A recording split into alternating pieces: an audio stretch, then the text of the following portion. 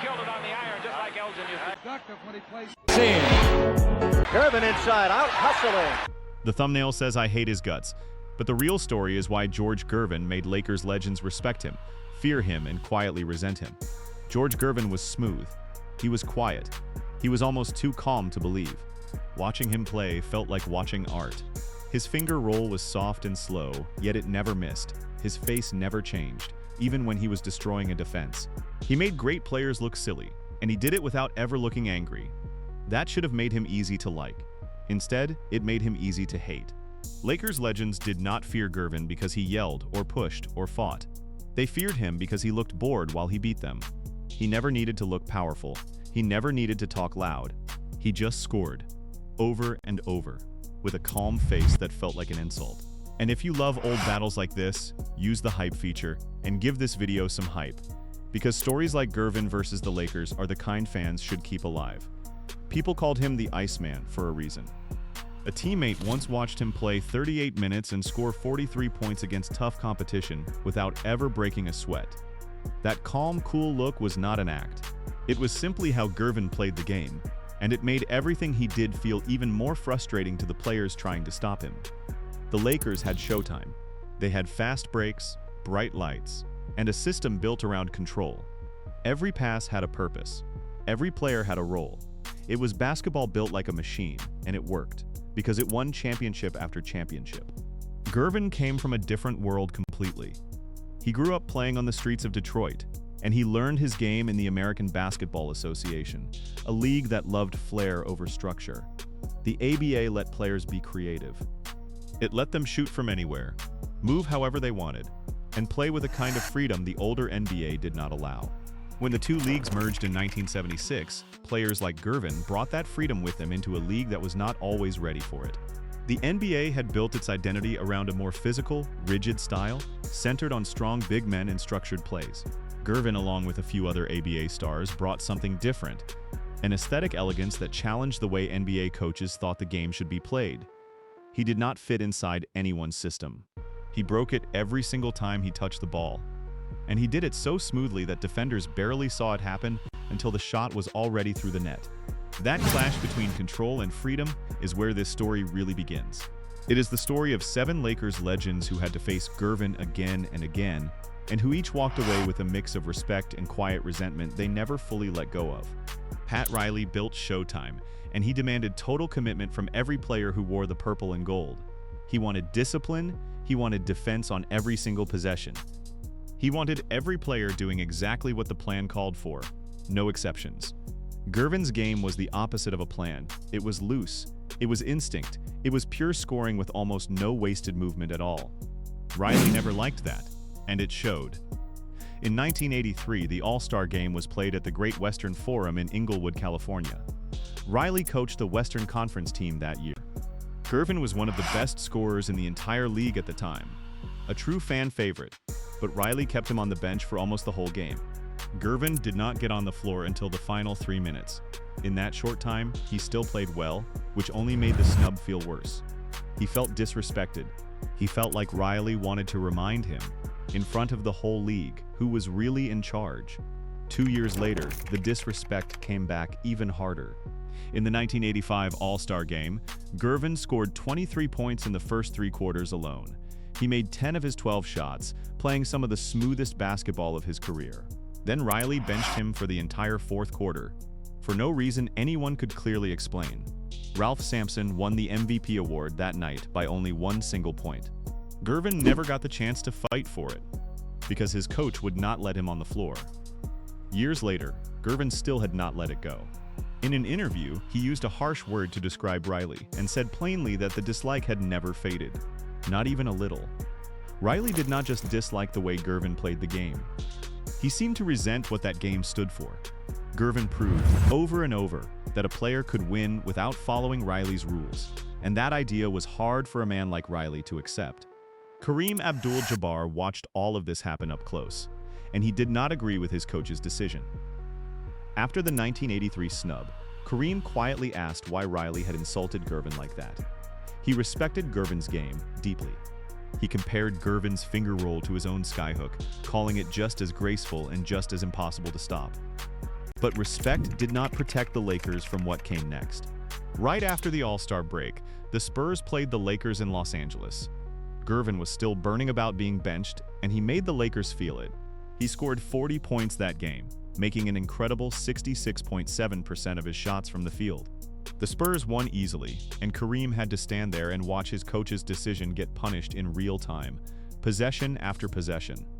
Gervin was never loud about his anger. He never shouted or complained to the referees. He simply scored until the other team looked foolish, and that quiet punishment worked every single time he used it.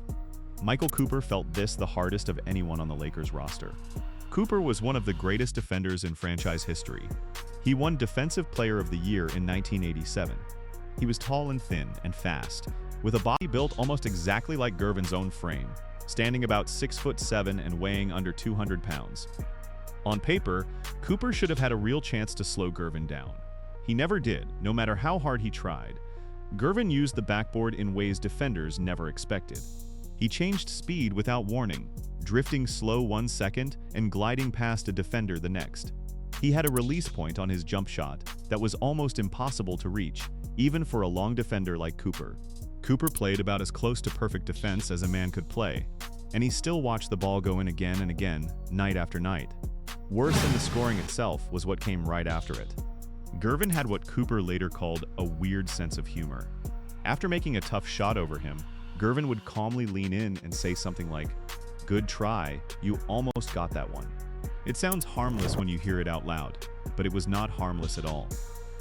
Normal trash talk makes a defender angry, and anger can be used as fuel. Gervin's quiet, polite teasing did the opposite. It made Cooper feel small, and it left him with nothing to push back against. That calmness was never harmless. It was a weapon, and Gervin knew exactly how to use it, over and over, one soft comment at a time. Cooper was not the only Lakers guard who felt this way. Byron Scott, another key piece of the Showtime backcourt, said much the same thing years later. He explained that the Lakers were used to chasing small, elite scoring guards around the floor. But none of them, he said, moved with the same unguardable feel or the same smooth jump shot that Gervin brought onto the court. It was not just Cooper who felt powerless. It was almost everyone who ever had to guard him. James Worthy learned this same lesson as a rookie, in the hardest way possible. Worthy came into the league in 1982 as the #1 overall draft pick. He had just won a national championship at North Carolina, and he arrived in Los Angeles full of confidence. He had size, he had speed. He had the kind of leaping ability that made coaches believe he could guard almost anyone in the league. Then he faced George Gervin. Gervin dropped 47 points on him that game. Worthy played hard defense for the entire night. He used his speed and his length exactly the way he had been coached, chasing and contesting every single shot. None of it mattered. Gervin used floaters, mid-range jump shots, and his signature finger roll to score from every single spot on the floor, barely breaking a sweat while he did it. Worthy never forgot that lesson for the rest of his career. He went on to become a 7-time All-Star himself and a key piece of multiple championship teams. But that rookie night against Gervin stayed with him. Years later, during a start-bench trade game against Larry Bird and Julius Erving, Worthy chose to start Gervin over both of them. He said Gervin could get buckets anywhere on the floor against anyone in any situation. It was respect, but it was respect that had been built on pure embarrassment. Magic Johnson had his own complicated history with Gervin, one built on both rivalry and rumor. Whispers followed the 1985 All-Star Game, an event some fans still call the freeze-out game. People said established stars, including Magic, Isaiah Thomas, and Gervin, refused to pass the ball to a young Michael Jordan on purpose that night, and pulled back on defense whenever Jordan needed help. Magic's side and Gervin both denied it firmly, calling it nothing more than a media story built up after the fact. But Jordan believed every word of it, and he used that belief as fuel for the rest of his career, long after the rumors should have faded away. The bigger story between Magic and Gervin actually happened off the court. The Lakers reportedly offered the Spurs 3 first-round draft picks to bring Gervin to Los Angeles and pair him with Magic and Kareem in the same starting lineup. It would have handed Gervin the easiest path to a championship ring in the entire league. Wrapped up with a bow, Gervin said no. He said plainly that he did not want to play with the Lakers. He wanted to beat the Lakers to a franchise built on collecting rings. That decision looked stubborn, maybe even foolish to some people watching from the outside. Gervin chose pride over an easy championship, and that choice cost him dearly in the end. Magic and Kareem went on to collect championship after championship together. Gervin, for all his brilliance, never once reached the NBA Finals. Even Jerry West, the man who helped design the entire Lakers dynasty from the front office, could not stay away from praising Gervin publicly. In 1982, right after Gervin captured his fourth scoring title, a reporter asked West which player in the whole league he found most exciting to watch. West did not choose Magic Johnson. He did not choose Kareem Abdul-Jabbar. He said plainly that Gervin was the one player he would personally pay money to see play. That single line created real tension inside his own organization. West was supposed to be building up and protecting his own star players, not praising a fierce rival from a small market team like San Antonio. Gervin was so good, so effortlessly gifted, that even the man running the Lakers front office could not help but admire him out loud. And that admiration stung the players who heard about it. Jamal Wilkes felt the cost of Gervin's greatness in a very different way from the others. Wilkes was smooth, smart, and quietly important to the early Showtime years, even if he never grabbed the headlines. He earned 2 selections to the NBA All-Defensive Second Team during his career. During the fierce playoff battles between the Spurs and Lakers in the early 1980s, Wilkes was often the man asked to chase Gervin and try to slow him down. Gervin later named Wilkes as one of the 5 toughest defenders he ever faced in his career, alongside Michael Cooper and a player named Bobby Jones. Praise came at a heavy physical price for Wilkes. He had to fight through screen after screen on every single possession, chase Gervin off the ball for entire games at a time, and still watch him calmly finish with high-release jumpers and soft finger rolls. The sheer wear from those long battles played a real part in wearing down Wilkes' body over the years, and it helped push James Worthy into the starting lineup in his place.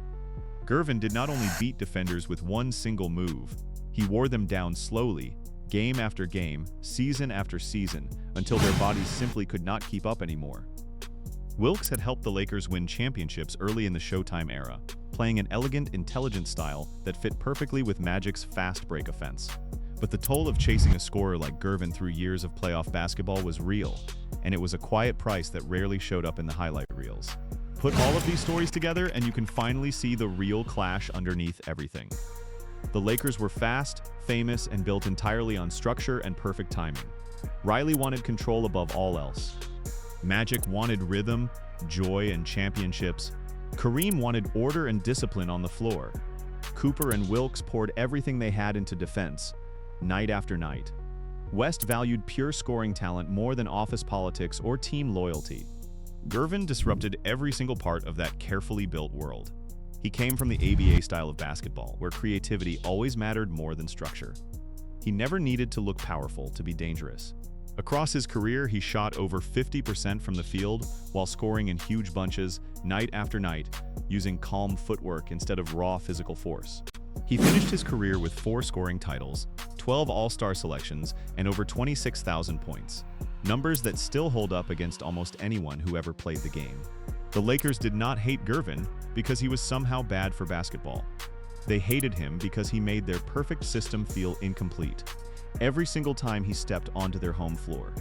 He proved again and again that discipline and structure could still be beaten by one calm man who refused to play by anyone else's rules. So think back now to that first line. I hate his guts. That line was never really about hate at all. It was about being unable to solve a problem that simply never went away, no matter how many rings the Lakers collected. George Gervin was not hated because he lacked class, and everyone who played against him knew that. He was hated because he was too smooth, too calm, and far too hard to punish on the scoreboard. He scored his points quietly and walked off the floor, looking like he had barely worked at all, even after dropping 40 points on a championship team. The Lakers had the rings. They had Showtime, the bright lights, and the biggest stage in basketball. They had Magic, Kareem, Riley, Cooper, Worthy, Wilkes, and West all standing beside each other, building something that lasted for a decade. But Gervin had something that still quietly bothered every single one of them. He could walk into their building, make their very best defenders look completely helpless, and leave without ever once looking tired. George Gervin never became a Laker. He never won one of their championships, and he never got to hold up their trophy. But he made the Lakers remember him. Night after night, year after year, And sometimes that kind of memory is a pain that even champions never truly forget. 7 Lakers legends, 7 different reasons to feel something about George Gervin. A coach who could never fully control him. A captain who paid for that lack of control. A defender who lost his confidence one soft comment at a time. A rookie who learned humility the hard way. A superstar who watched him reject an easy championship. A front office legend who admired him too openly. A defender who wore his body down chasing him for years. None of them ever truly solved the Iceman, and that might be the highest compliment the Lakers never wanted to give him.